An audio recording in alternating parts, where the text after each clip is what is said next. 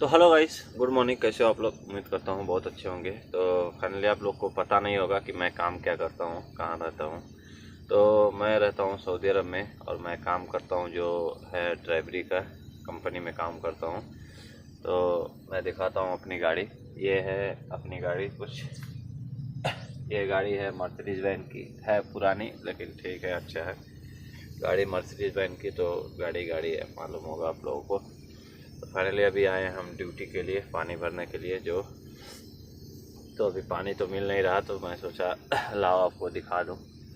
तो ये देखो, हमारा कैंप में ही पानी मिलता है। ये है कुछ पानी भरने का, इसी टैंक से पानी मिलता है हम लोगों को।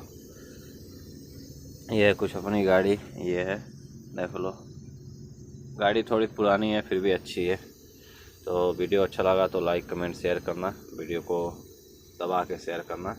तब तक के लिए बाय बाय।